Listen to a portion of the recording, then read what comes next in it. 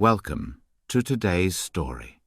Tonight, we will follow a man who one cold winter evening meets someone impossible himself. This mysterious meeting in a snowy street leads him into questions of fate, warnings, and the meaning of life. This is The Other Me. Chapter 1. Meeting Myself. One Monday evening in January. I was walking home from the office. The air was freezing, and low clouds touched the tops of the tall buildings. After I left the busy main road, the narrow streets of Budapest's 13th district were almost empty. It was dark and very still, as if the whole city was waiting for something. As I walked, I thought about my day at work. I had argued with one of the Hungarian colleagues. It was the first serious trouble since I came here. I was trying to decide what to do about it, while also hoping that Andrea, my wife, had cooked one of her warm soups for supper. After about 5 minutes, snow began to fall heavily. Soon the streets were covered in white. In a very dark part of one street, I suddenly heard a door bang shut inside a building. Then there was the sound of someone running. At once, the street door opened and a man came out. Crashing straight into me, I fell back into the snow and shouted, "Hey, be careful where you're going." My voice sounded very loud in the silent street. The man turned his head and looked at me for a second. "Sorry," he said softly in Hungarian, then walked away quickly. What I saw at that moment, in that cold, dark street, was unbelievable and terrifying, because I had seen myself, my own face looking down at me, my own mouth saying the word sorry. Chapter 2. About myself. Before I continue the story, I should tell you something about me. My name is John Taylor. I am 34 years old, nearly 2 meters tall, with light brown hair, brown eyes, and a moustache. I work as a computer programmer. 4 years ago, the company I worked for in Bristol joined a large international computer business. You would recognize the name if I told you. They offered me a position in their Budapest office. They wanted someone to lead a young Hungarian team on an important new project. I was very happy to accept. It was a better role in the company, and I thought working in another country I had never visited would be exciting. Like many people in Britain, I believed I knew only 3 things about Hungary. The river Danube divides the capital into Buda and Pest. The Hungarian football team once beat England 6-3 inches London, and people often eat hot goulash. Of course, there was much more to learn, and I learned quickly. The company sent me to Hungarian lessons at a special school. The language is very different from English, so I had private classes with a young teacher named Andrea. She had dark brown hair, blue eyes, and a beautiful smile. She understood me very well. Soon, our lessons continued outside the classroom, and slowly we fell in love. A year and a half later, we were married. Every weekday, I walk from our flat in the 13th district to my office on Váci Utka. The walk takes about 30 minutes. My normal day is from 8:30 until 6. I usually enjoy my job. The office is modern and bright, and my colleagues are friendly. Andrea works at different times, teaching Hungarian to foreigners in schools, companies, and sometimes, in our home, we live on the Pest side of the city. Not far from the Danube, the old part of the 13th district is full of small shops. Coffees, and restaurants. It still feels like an older city. And it was in one of those streets that I met myself. Chapter 3. The Search. I lay in the snow for a short time, trying to make sense of what had just happened. My first thought was, where did that man go? I looked down the street and just managed to see him turn right at the next corner. I quickly got up, brushed the snow from my clothes, and ran after him. He crossed the road into another street. When I reached the corner, I saw him disappear through a doorway. I hurried along the empty street and found it was the entrance to a wine cellar under a block of flats. To get in, you had to go down a set of steps. It was the kind of Budapest cellar where working men meet to drink, smoke, and talk. I stood at the top of the steps, listening to the low sound of voices and smelling wine and cigarettes. I hesitated, feeling uneasy about going inside.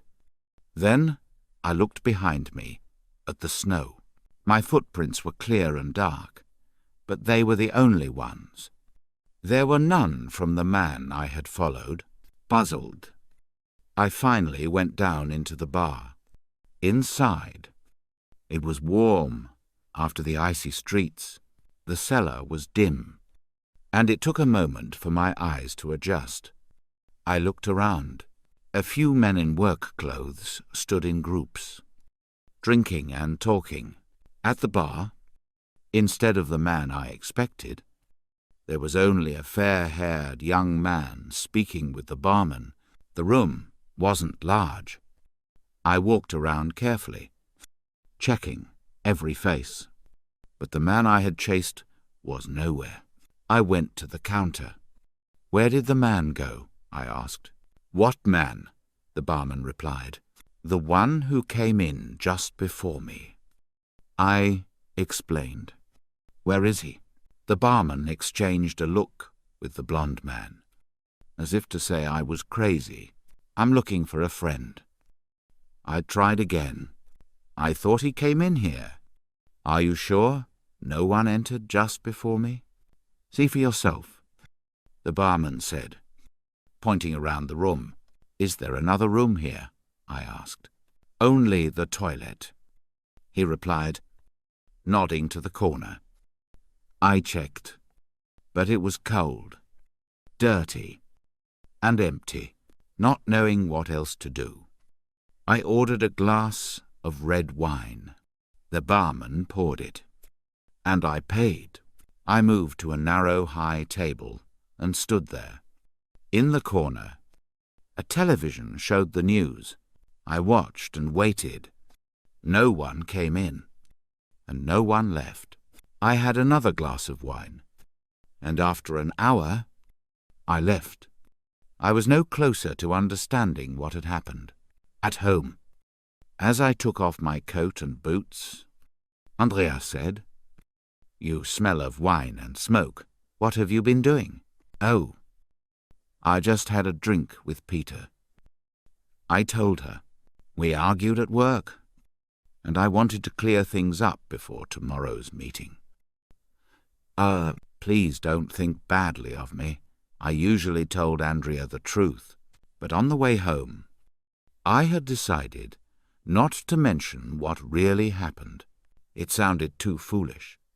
A man knocking me into the snow, who looked exactly like me, who left no footprints, and who vanished from the bar I saw him enter. So, I told her the story about Peter and kept the rest to myself. By then, I wasn't even sure if I had truly seen someone who looked the same as me. But later, when I went to wash before dinner and looked into the mirror, I knew the truth. It wasn't just someone similar. It was me. That night, I couldn't sleep. I turned the whole thing over in my mind again and again. Andrea sensed something was wrong. She came closer, put her arm around me, and asked softly, What is it? Love? Oh, nothing. I said, just those problems at work? Don't worry. And I kissed her. Until that night, I had always believed myself to be a normal, sensible man. I thought I understood how the world worked, even in Budapest. But meeting myself in that snowy street had changed something deep inside me. I couldn't push it away. I kept seeing my own face in the dark, looking down at me, and I was terribly afraid. Chapter 4. 7. Felka Utka. The next day, Tuesday, I planned my evening as I walked to work. I thought the man had come out of the building at about 5 to 7. I had seen the start of the 7 o'clock news in the wine bar. So, only a few minutes had passed between when he knocked me down and the news starting. I decided to return that same evening at the same time. The day went very slowly. At work, I had the meeting with Peter about the argument from the day before. We talked and reached a friendly agreement. I told him I was all right and that it was only a difficult work problem on my mind. That evening, I left the office at 6 and hurried to the street where I had first seen the man. Soon, I found the door. Number 7, Felka Utka. While I waited, I watched the street carefully. It was short and dark, and the snow from the day before still lay everywhere. On both sides were blocks of flats built in the late 19th and early 20th centuries. Most were dirty and in poor condition. In some, you could still see holes from bullets fired in World War II, and during the 1956 revolution, the buildings were 5 floors high with big front doors. On a cold winter evening, only 1 or 2 kitchen windows were lit. As families made their dinners, I walked slowly up and down, feeling a little like a private detective in an old film. A few people passed, but mostly the street was as quiet as the night before. As 7 o'clock came, I stood opposite number 7 with my back to the wall. Nothing happened. A woman with a small dog came and went through the door, but there was no one else, and certainly nobody who looked like me. I went to the door of number 7 and read the names by the bells. I don't know what I expected, but there were only the usual Hungarian family names and a couple of small businesses with ground-floor offices. Then I walked to the bar where I had been the night before. I crossed Felka Utka, turned into Gurgly Utka, went down the steps and into the smoky room. I ordered a glass of red wine. The barman looked at me. "Did you find your friend?" "Then?" he asked. I was surprised. "Sorry?" I coughed into my wine. "The man you were looking for last night," he said. "Did you find him?" "No, I'm afraid not," I answered. "That's why I came hoping I might see him tonight." What is he like?" "This friend of yours?" the barman asked. "Well, he looks very much like me," I said, stopping. The barman waited, surprised. "I can't say I've seen anyone like you here," he replied, "but I only bought this place 6 weeks ago, so I don't know everyone yet. Just the usual people are here now."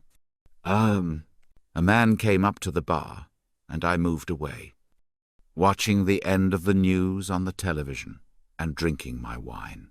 The people in the room looked the same as the night before, but there was no one like me. I decided to leave. At home, I found a note from Andrea on the kitchen table.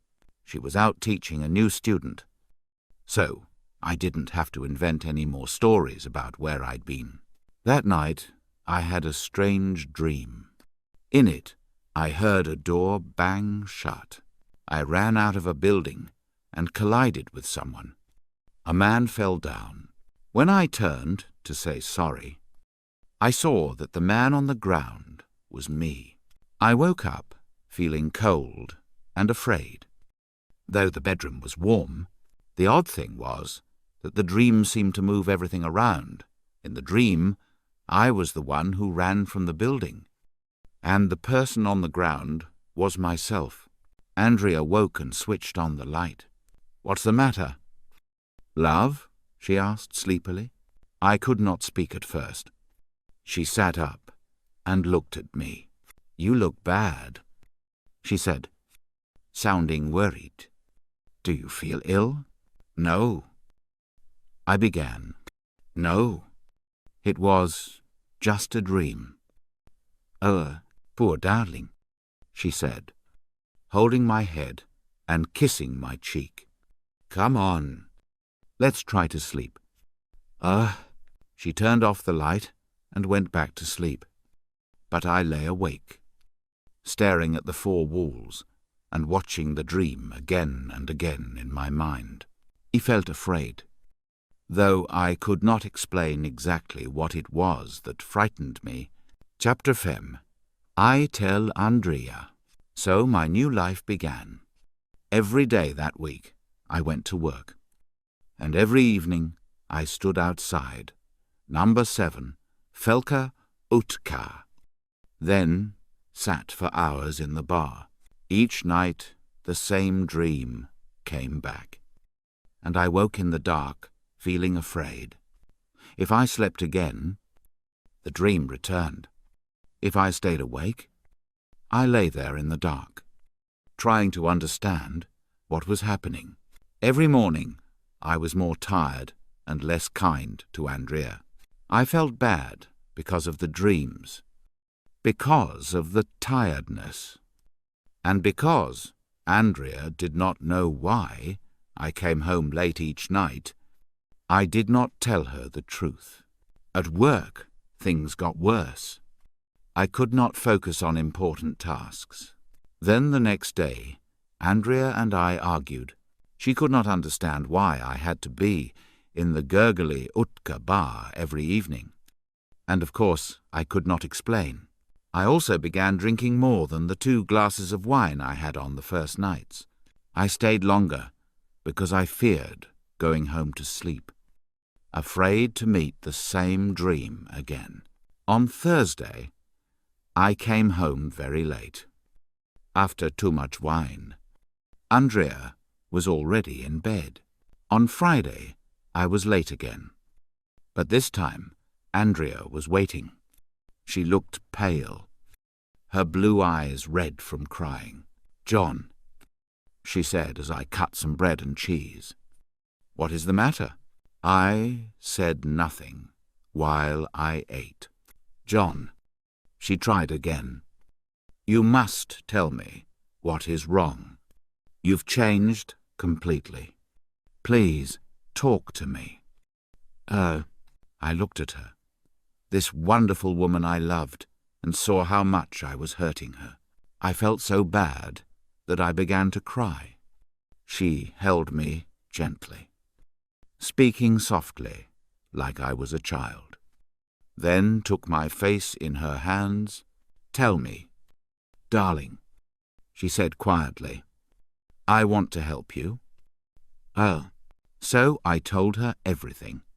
The words came out fast, and when I finished, she suddenly began to laugh. "It's not funny," I said angrily. "No, darling," she replied, calming herself. "It's not funny, but I feel so happy." Her voice turned serious. "You see, I thought you had found someone else, another woman." After that, we hugged and kissed for a long time. Then she made me tell the story again, slowly, asking questions about every detail. "All right," she said. "Tomorrow is Saturday. and neither of us is working, we'll go to number 7, Felke, Utke, together, and ask questions. I'm sure there's a simple answer to all this." Ah, I felt so relieved. She was so kind, so good, and I believed everything was going to be all right. Chapter 6. Talking to the housekeepers. The next day was very sunny, but still very cold. The bright sun made me feel more hopeful now that I had told Andrea about what happened. I finally slept well that night, the first time in nearly a week, without the dream about meeting myself. At 10 o'clock we walked to Felke, Utke. I was glad Andrea was with me. My Hungarian was good, but she could speak to people more easily. The first person we saw was the housekeeper. She lived in a small ground-floor flat and did jobs for the building, like cleaning the stairs and checking the lift and lights. We asked her many questions.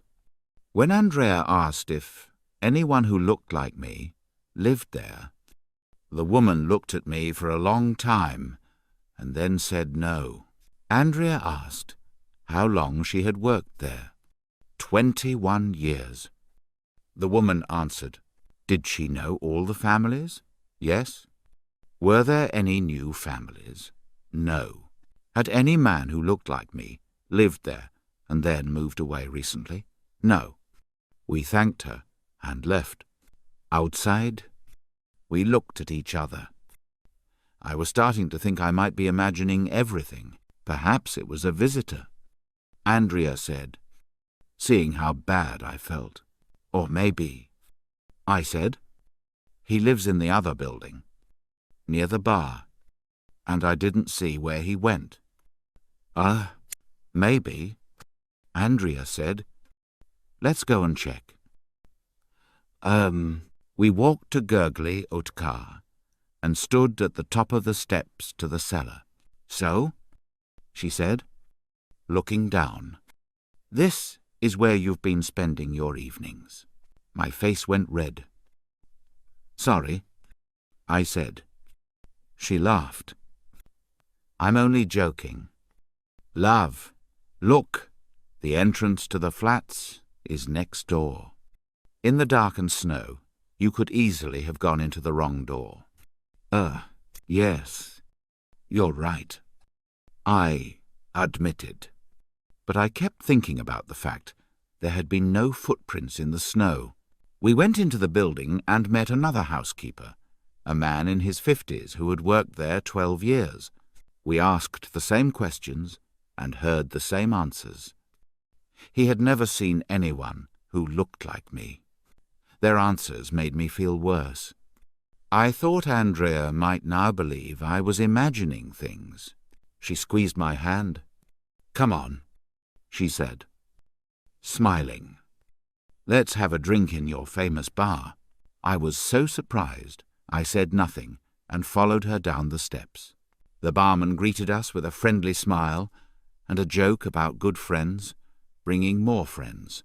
I introduced Andrea, and we took our wine to a corner and talked. There is one important thing about this. Andrea, I said when we had spoken for a while, I know it sounds strange, but I don't think that man only looked like me. I think it was me.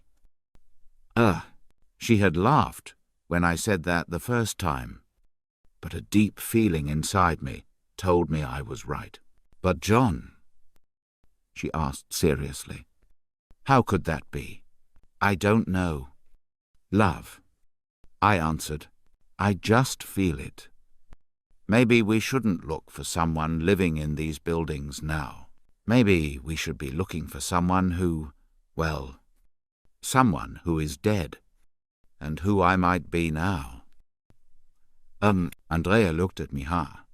John, she said, I've never heard you say anything like that before. What do you mean? I wish I knew. I said slowly. All I know is I have a strange idea inside my head that these things are possible. Oh, we finished our drink without speaking and left. As we walked home, I said, "Andrea, you must believe me. I need your help to understand this." I'm trying to believe you."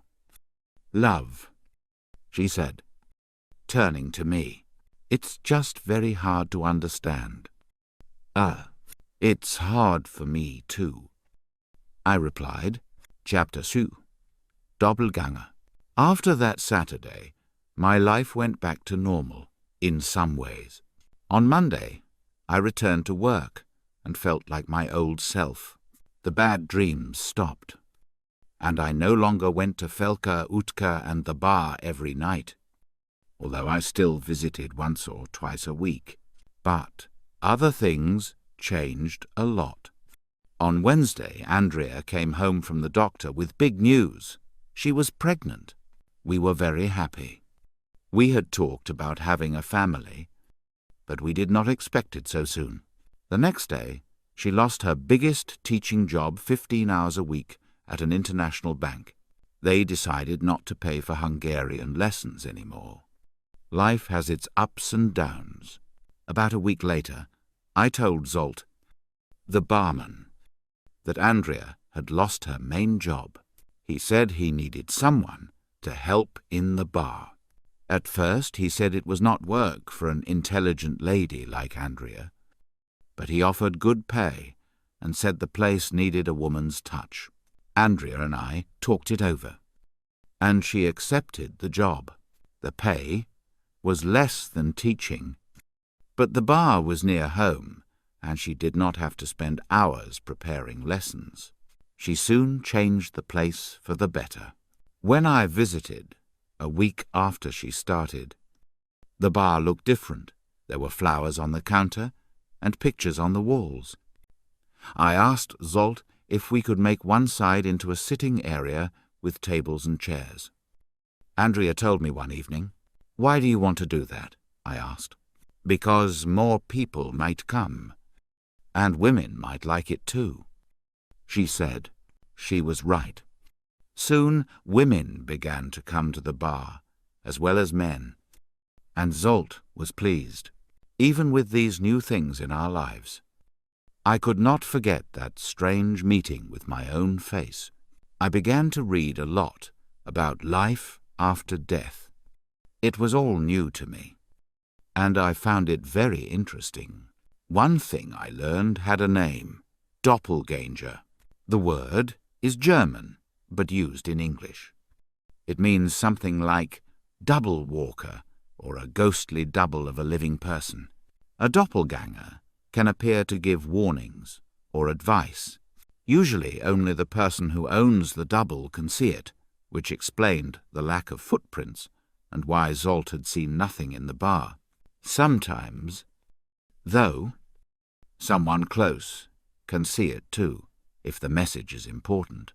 People often think meeting a doppelganger brings bad luck, and it is sometimes believed to mean a serious problem or even death will come soon. I showed Andrea the page I had read. "So, is that what you think you saw?" she asked, surprised. "Well, it looks like it, doesn't it?" I answered. So I knew now. I had met my doppelganger. The next question was, why? Chapter 8. A holiday. In August, Andrea stopped working for Zsolt. During my summer holiday, we painted a small room in our flat, getting it ready for the baby. On 16 September, our daughter was born. We named her Kati. Life changed even more as we learned how different everything becomes with a new baby. It was hard work, but we were very happy. I was so busy that for a while I forgot what had happened in Felka Utka. At Christmas, we decided to visit England. We wanted my parents and family to meet Kati. We quickly discovered how difficult it is to travel with a baby. You have to take so many things, and It took us a very long time to get ready. In England, of course, Catty was the centre of everyone's attention. The next day, my mother said she would look after her, so Andrea and I could go shopping in Swindon. The town was bright with lights and Christmas trees, and the shops were crowded with people buying presents. We enjoyed the day, and bought gifts to go with the Hungarian Christmas things we had brought. That evening my father was at his office Christmas dinner, and Andrea was tired. So I went down to the village pub to see if any old friends were there. I spoke with a couple of neighbours, but none of my close friends were around. I was about to leave when Paul Harris walked in. Paul had been one of my best friends at school, but I had not seen him for years. He was a journalist and had lived in many places since school. "Paul," I called. "John," he answered. "Great to see you." We bought beer and sat in a quiet corner. He explained that he had come back to spend Christmas with his family, but sadly his wife Liz had left him the previous summer. I told him I was sorry. He brushed it off and asked about me. I told him about Andrea, Katie, and our life in Budapest. After a few more beers, I even told him about meeting myself. Paul listened seriously. He did not laugh or call me mad. Instead, he said he had read about doppelgängers in a magazine. Many people around the world had seen them. That comforted me. I wasn't alone. But he warned me too. He remembered a story about a woman whose doppelganger tried to stop her from driving her son to school. She ignored it, and that day there was a car accident in which her son died. So be careful. Paul said, "I will." I promised. It helped me to know others had the same experience. But it also made me think more about what my double was trying to tell me. The thought made me uneasy. So I tried to forget it and enjoy Christmas. The rest of the holiday in England passed quickly with food, games, and visits to friends. On 29 December, we flew back to Hungary to spend New Year with Andrea's family in the snowy countryside.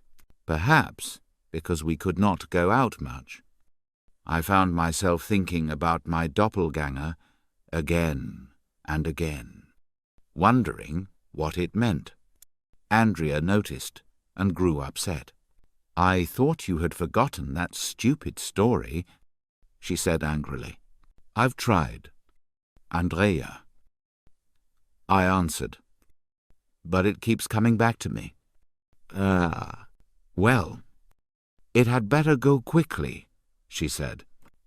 "I want a husband who looks after his family, talks to his wife, and plays with his daughter, not someone who just sits and stares into space." Then she left the room.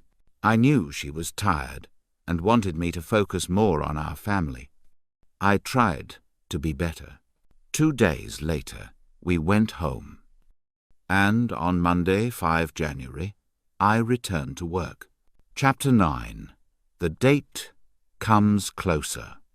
At 3 o'clock in the morning on 11 January, I suddenly sat up in bed. I listened. Kati was not crying. She usually slept through the night by then. But I felt cold and afraid in the dark. Then I realized why. I had had the dream again. The street, the door, me running out, a man on the ground, me, meeting myself. It felt terrible. Since little Kati was born, I had not had the bad dreams. I thought they were over. But now they had returned. As strong and black as before, I could not get back to sleep. So I made some tea in the kitchen. Then I went to the bookshelf and took down last year's diary. I always keep a diary where I write what happens each day. Monday, 18 January, was the date of my strange meeting last year. There were only 7 days left until that date. Suddenly, a new idea came into my head. The date was important. It all seemed clear. No wonder I had never met myself on the other nights. I waited in Felka ut Kar. I needed to be there on 18 January, next Sunday evening. Perhaps the dream had returned to make me remember. I walked up and down, with my thoughts running quickly. The date must be the key. My reading about ghosts and life after death had helped me learn the word doppelgänger. But it did not explain everything. What I needed to do was find out what had happened in Felka ut Kar or Gurgly ut Kar on 18 January in the past. The 6 days after that night were very hard. The next morning, I told Andrea I had dreamed again. I think it's the date 18 January that matters. I said, Andrea kept feeding Katie. I want to read more about it. I added, I'd like to look at old newspapers to see if anything happened there on 18 January. Where can I find old newspapers in Budapest? Andrea became angry. Leave it alone. John, she shouted, there are more important things in your life now.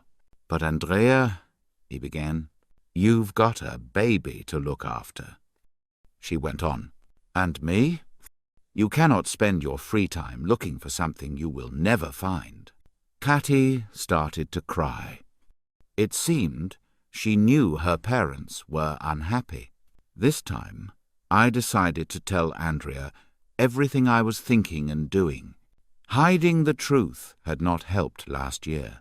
So, on Friday, 16 January, after dreaming every night that week, I talked to her about Sunday. Andrea, I have to go to Felka ut Kar on Sunday. I said. She said nothing. And I'd like you to come with me. You must be joking, she answered. Please. Love. I continued, taking her hand. I need you to come with me. How would that help? She asked, pulling her hand away. There are 2 reasons. I said. First, I am afraid to go alone. Second, I want to know if you see anything. Oh? How do you know he will be there? She asked. I don't, I replied. But it is the only idea I have that the date is important. Andrea was silent. I watched her. Please? I said again. It would help me a lot. What about Katie? She asked. I am not taking her with me. Oh? Of course not. I said, relieved. We'll ask Petra to look after her. Petra was an old friend of Andrea's, who sometimes cared for Katie. She agreed when I phoned, and I felt a little calmer, knowing Andrea would come with me. But I still did not sleep well. I had the dream again that night, and again on Saturday. The dream was almost the same. But now I seemed to hear a loud noise in the street just before the man ran out of the door. I tried to understand what that noise was. In the dream, I listened, but it was not clear. I knew it was important and might help me, but I could not be sure what it was. I often woke after the dream, feeling frightened, lying awake in the dark, trying to work out what the dream wanted to tell me. I also worried about what would happen if I met my doppelgänger again on Sunday. Chapter 10, 18 January. Sunday began very quietly. Andrea and I did not speak much. We were both unsure about what we would do and what might happen. At 3 o'clock in the afternoon, Petra arrived to look after Katie. "What is the matter with you two?" she asked as we put on our coats. "You look as if you were going to visit someone in hospital." "Not to a tea party." We tried to smile, but we were both afraid. To use the time before our meeting, we went for a walk on Margaret Island, the lovely park in the middle of the River Danube. It is a place we often enjoy, with its big trees and many singing birds. We used to take Kati there for fresh air. Today, although the winter afternoon was pleasant, we could not enjoy it because we were thinking too much about what might happen. We hardly spoke. At 5:45, we began to cross the wide grey river and walk back into the streets of the 13th district. By 6:30, we were standing opposite number 7, Felka Utka. It was evening, and the street was dark as usual. "Where should we wait?" Andrea asked. "You stay on this side of the road." I said, "When it is time, I will stand outside the door. You watch and listen carefully." At 6:50, I walked across the road. There was nobody there except Andrea and me. Suddenly, I heard a noise. Then an inside door shut. I looked at Andrea. I heard someone running. The door opened and a man ran out straight into me. I fell to the ground and shouted, "Hey!" The man looked round. He had my face. "Sorry," he said, in Hungarian, and ran quickly to the end of the street. I stood up. Andrea was there, looking at me, and I could see she did not understand what had happened. "Quick!" I shouted. "Follow him." I ran to the end of the street and crossed into Gurgly Utka.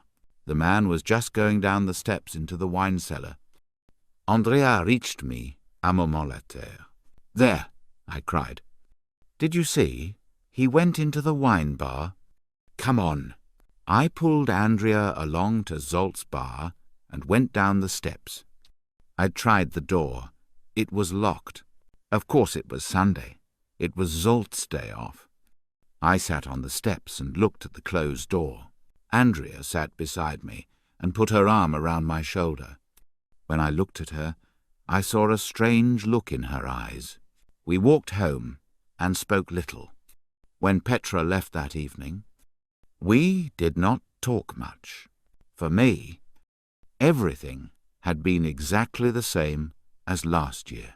Only this time there was no snow to show that the man had left no footprints. And the wine bar he went into had been shut. That night I had the dream again. I stood outside the building and heard the new noise much louder now. The door opened.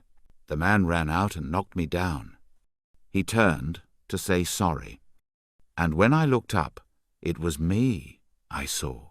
Each time the dream came, the noise grew louder and louder, and I always woke up feeling terribly afraid. Chapter 11. A little bit of history. The next Monday, there was no big new work.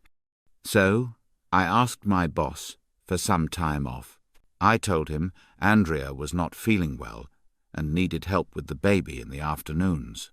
He kindly said I could come to the office only in the mornings for a week or two until the next important job arrived from Britain. I decided not to tell Andrea what I planned to do.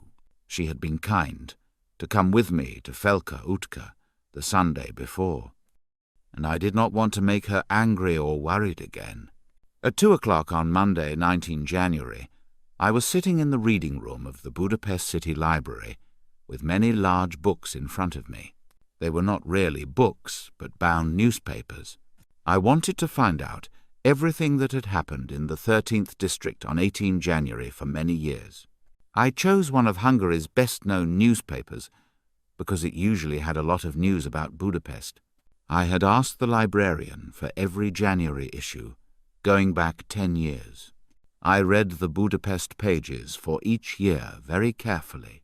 I studied the days between 12 and 25 January. because that covered the week before and the week after the date of my meeting. I was always very careful when I reached each 18 January. It took longer than I expected, and the library closed at 5 before I had finished the first 10 years. My Hungarian was good, but the old newspapers were slow to read. I went to the reading room every afternoon and discovered many things I had not known about Budapest. Much of the older material, before 1990, was about the Communist Party. The further back I read, the more stories I found about visits by political groups and workers from other Eastern European countries. I sometimes found items about the 13th district, but nothing about Felka Utka. I began to think I would never find anything, or that I must read back into the 19th century. On Saturday I told Andrea I had a meeting at work, but instead I went to the library early at 8:30, with a whole day ahead. By early afternoon I had reached the 1,940 seconds. It was almost closing time when I got to 19 January 1945. I was tired, but then something on the Budapest page caught my eye.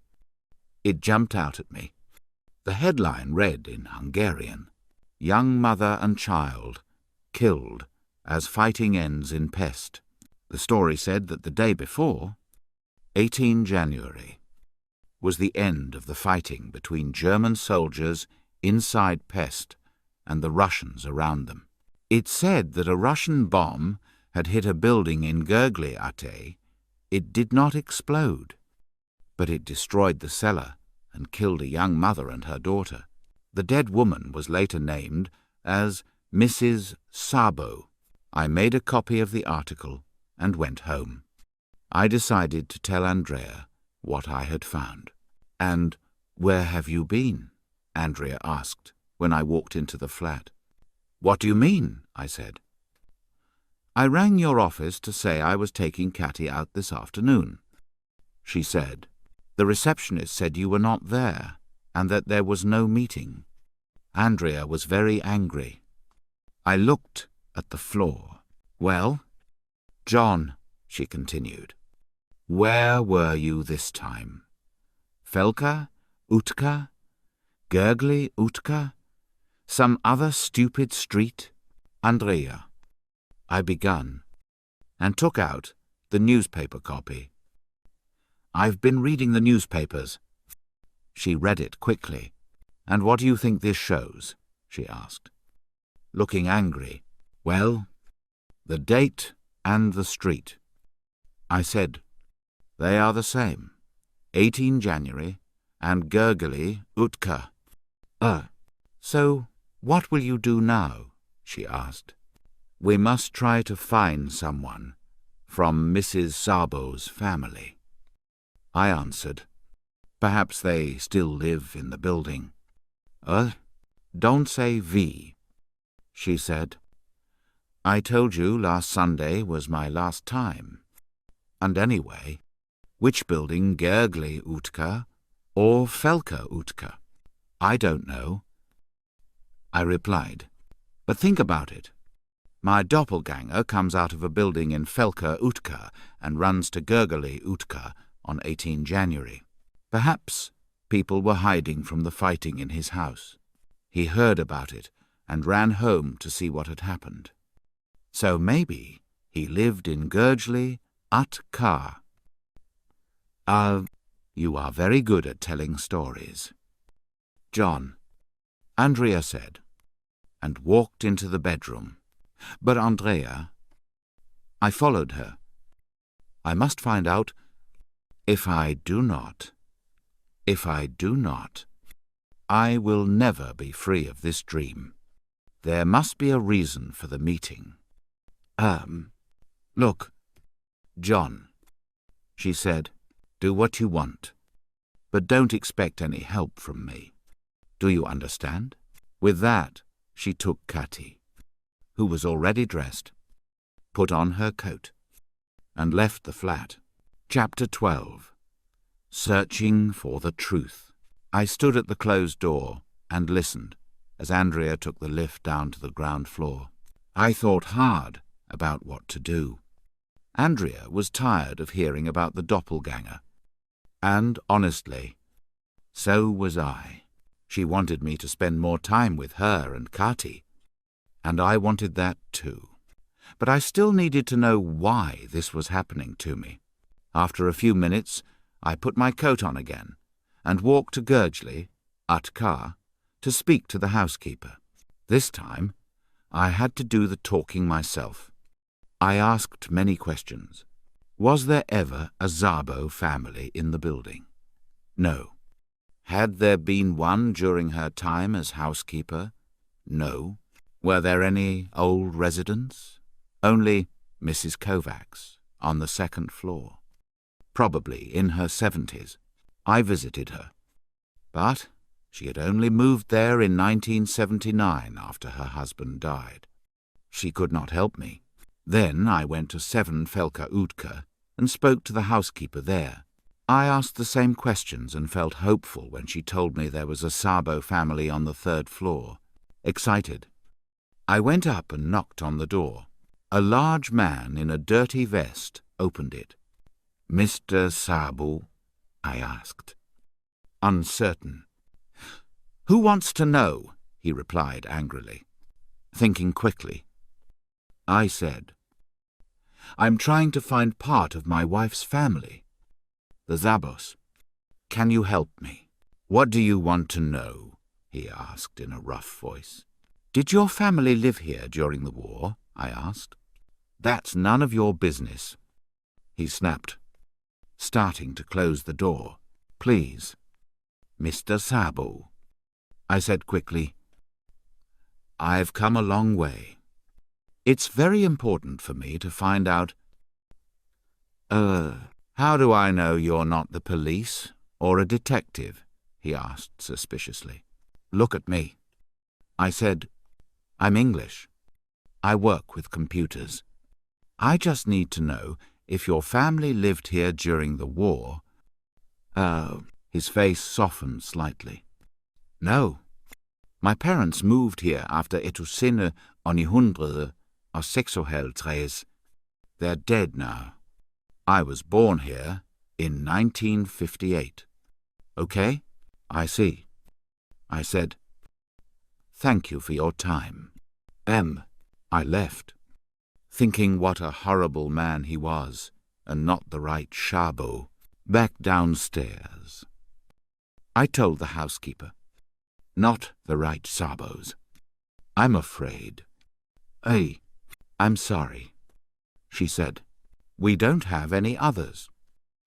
But there is one old lady, Mrs. Fisher, on the 4th floor. She's been here forever." Smiling with hope, I thanked her and went up to the 4th floor, after ringing the bell many times. The door opened. An elderly woman stood there, almost deaf, but kind. She let me in and gave me coffee. "Mrs. Fisher, how long have you lived here?" I asked, repeating the question until she understood. "Since 1937, she said. "I moved here as a young wife with my husband. Pal. He died 5 years ago." I'm sorry.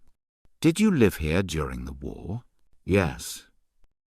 My husband was away fighting most of the time, but I stayed here."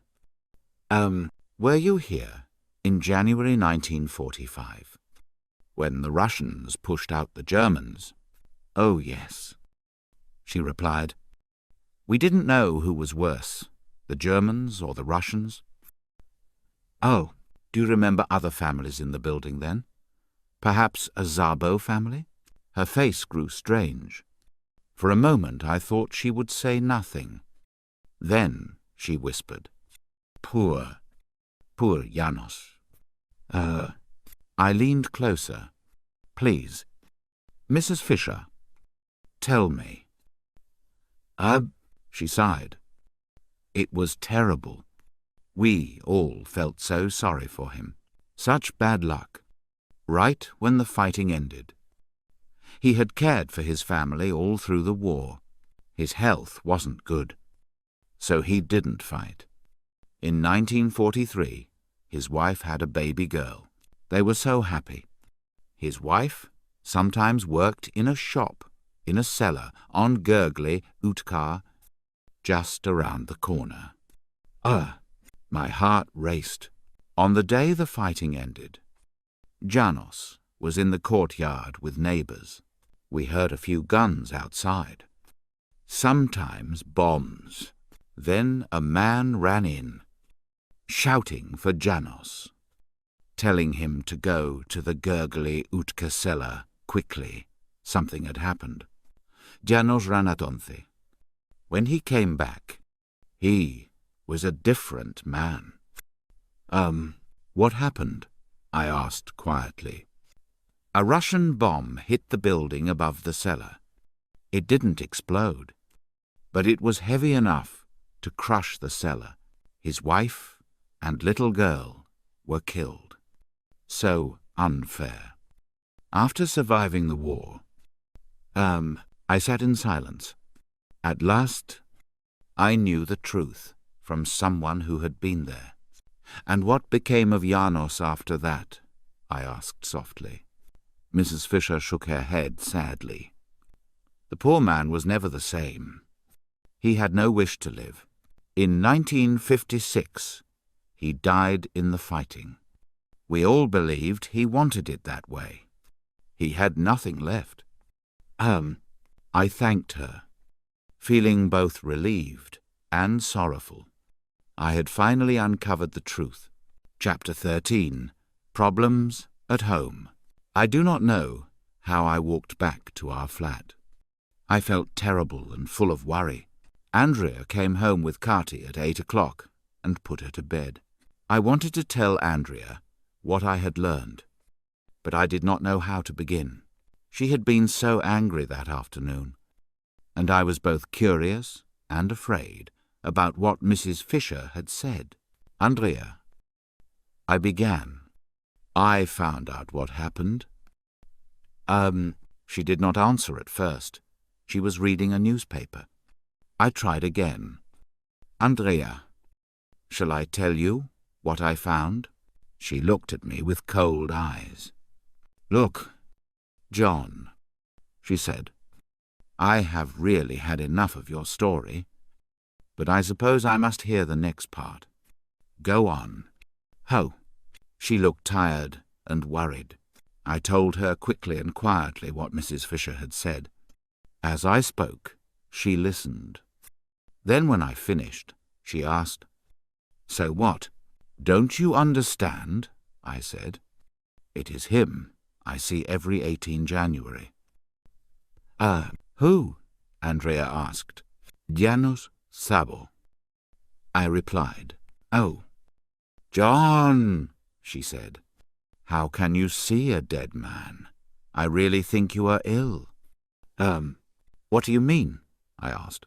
I mean, you are probably tired from work and from the baby. She answered. You need to see a doctor. Oh, but Andrea, I shouted. You were with me on 18 January, and you saw what happened. John, remember, she said. All I saw was you falling over and shouting. I sat and looked at her, saying nothing. My wife did not believe me.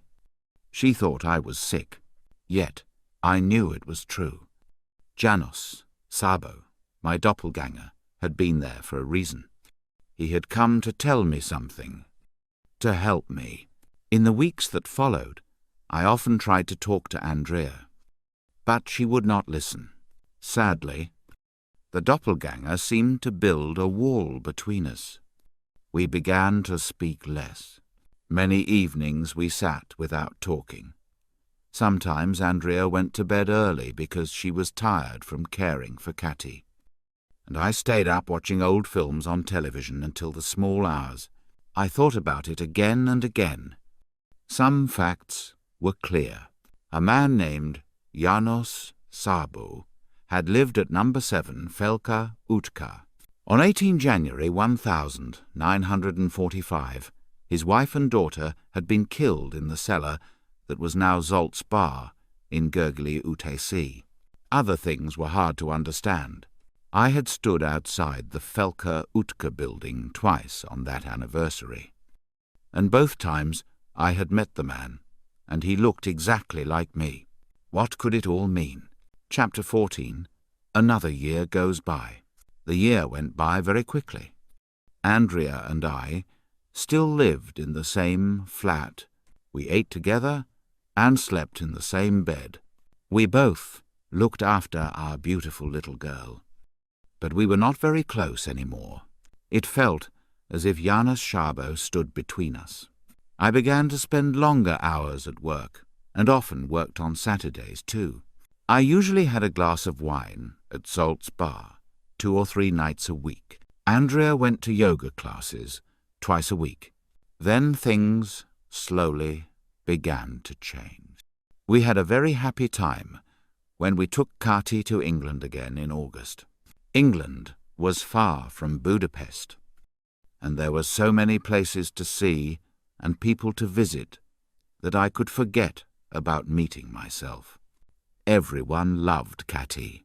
She was a pretty, cheerful little girl, and this helped Andrea and me to grow close again. Perhaps the best part of the summer was when we took Kati to the sea for the first time. She loved the water and the sand, and we had a lot of fun playing with her. After our holiday, things at home seemed better. I started an important new job that needed much of my time. Andrea decided to work again. So we put Kati into a nice nursery for small children. At first it was only mornings, but in November she enjoyed it so much we left her there all day. Andrea gave a few Hungarian lessons and helped Zolt in the bar for a couple of mornings each week. It seemed our problems had gone away. Then, when I returned to work on 6 January and began checking dates for finishing my projects, I suddenly realized 18 January would come again soon. I wanted to tell Andrea, but I was afraid to ruin the happiness we had found. As if to remind me of the past 2 years, I had a terrible dream. It was the same.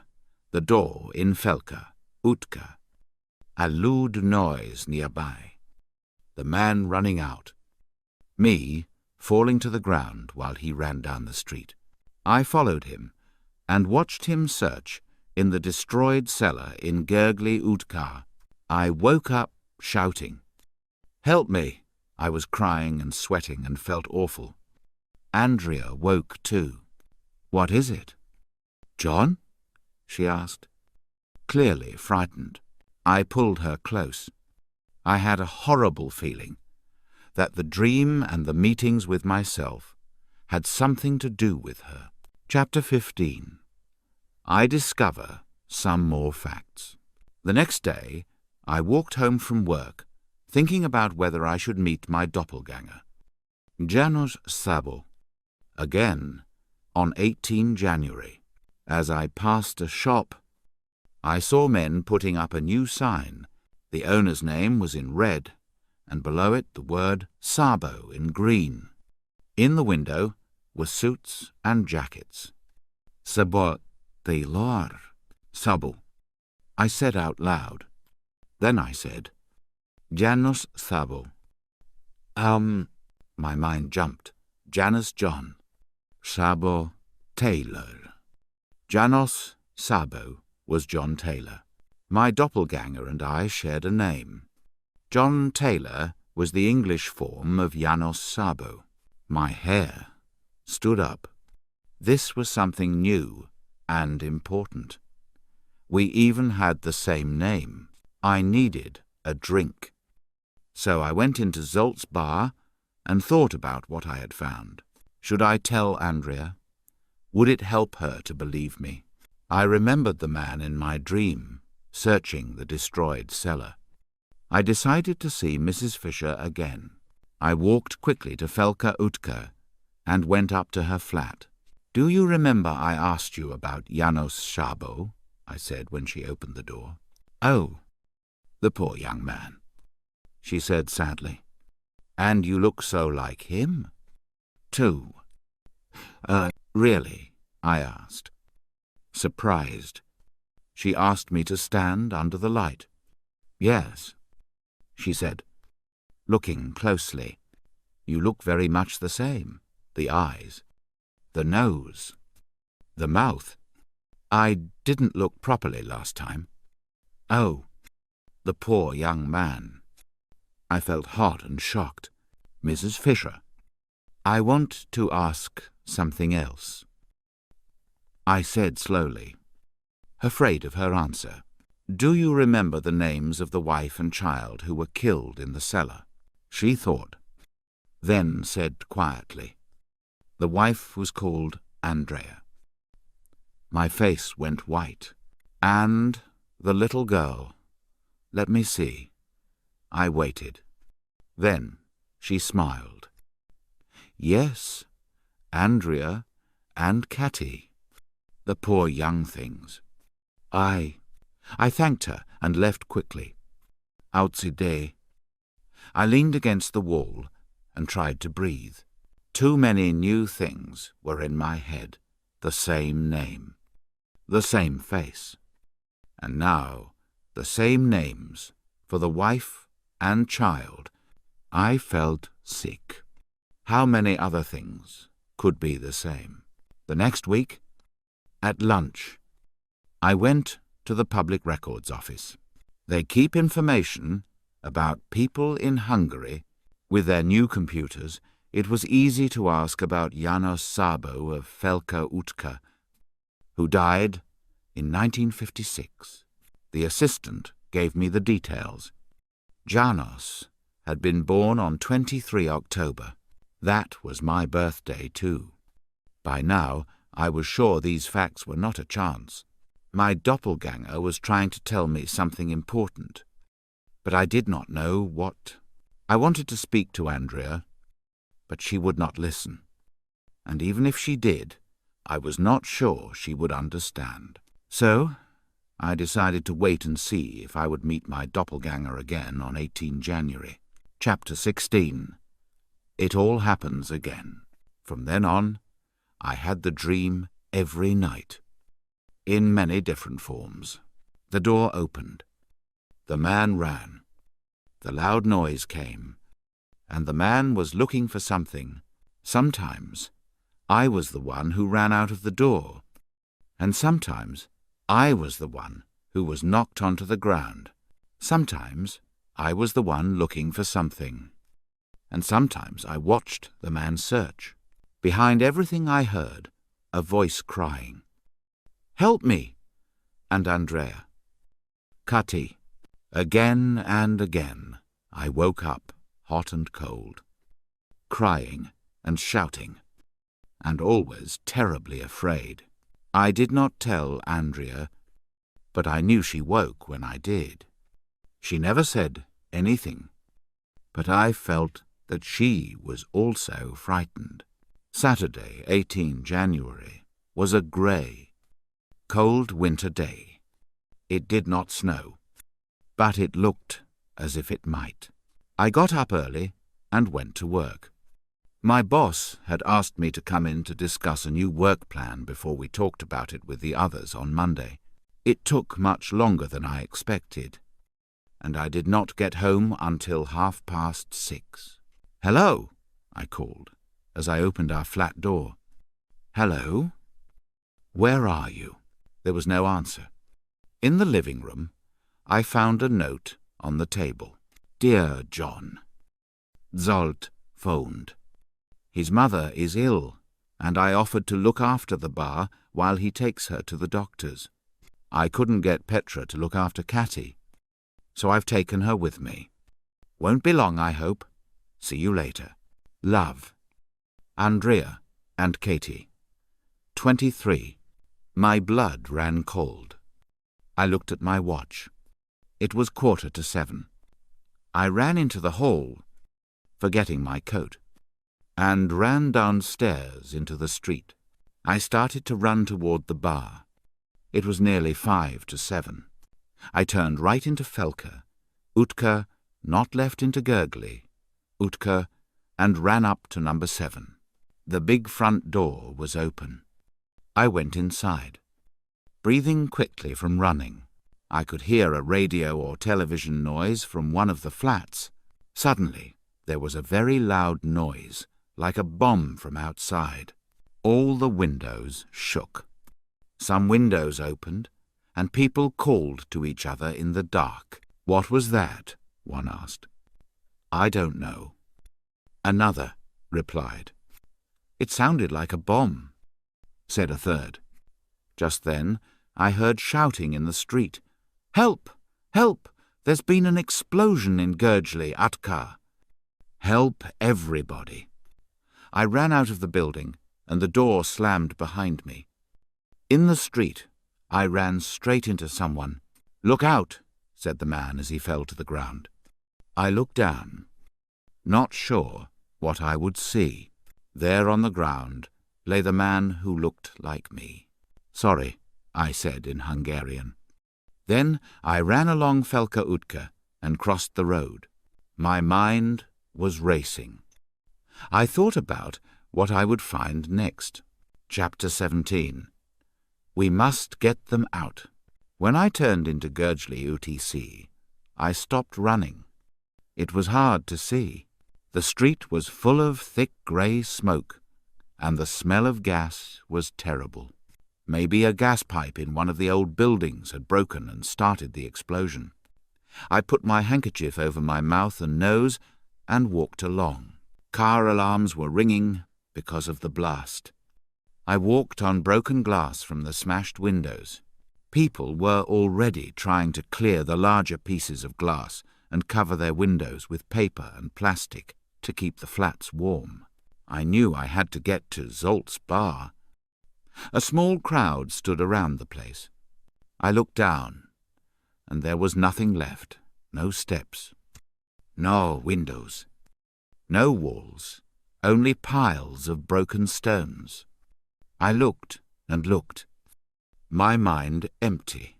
Then I understood. "My wife!" I shouted in Hungarian. "My wife and my daughter are in there. We must get them out. Help me." People looked at me. "Come on," I cried to those standing near. "We must get them out." I began to give orders. I made people stand in a line and pass the stones from the ruined building into the street. I got to work myself, lifting pieces of wood and stone. The others soon joined in, and we worked as a team. Neighbours came from the other side and helped too. Before long, I had reached where the doorway had been. At that moment, I heard police cars, fire engines and ambulances coming nearer. The people I was working with stopped. "What's the matter?" I shouted. "We must get my wife, and come out. Sire." "Please?" a voice said. I looked up. In the grey light, a tall, dark figure stood above me. "But my wife and my daughter are in there," I cried. "We must get them out." I threw the pieces of wood and stone I held into the street and turned to get more. Strong hands grabbed me and pulled me up into the road. "Just move back." "Sire," the voice said. I realized it was a fireman. "I understand, Sire, but it is too dangerous. The place is full of gas. Can't you smell it?" I could smell it now that I had stopped. It felt inside my chest. The fireman let me go, and I fell onto the street. Crying, people lifted me, and soon I was lying in the back of an ambulance a few meters away. I was coughing. So a nurse put a mask over my face to help me breathe. I felt a little better and tried to sit up. "Lie down, please." The nurse said, "You need to rest." But my wife and daughter were in that cellar." I said, "I have to find them." There is nothing you can do now." "Sire," a gentle voice answered. "Just rest." I must have slept a little. When I woke, I sat up and went out into the street. The ambulance men were outside. "Are you feeling better?" "Sir?" one asked. "Yes, much better. Thanks." I said, "Is there any news?" "Not yet." "Sire," another answered, looking serious. I pushed through the crowd. The air was clearer, but the street was full of blue lights. Firemen had put strong floodlights in front of Zolt's bar so they could see, and the police were keeping people back. I told a policeman I was the husband of someone who had been in the cellar. He took me to a police van on the other side of the road. A young policeman inside said, "Take a seat." I sat opposite him. "Is there any news?" I asked. "Not yet. I'm afraid." He said, "Could I ask you some questions?" For the next 5 minutes, I gave him facts and dates about me. Andrea and Catty. He wrote everything down.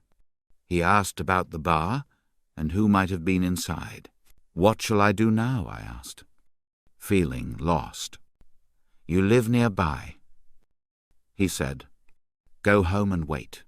I have your telephone number, and I will call you as soon as we know anything." Okay," I said.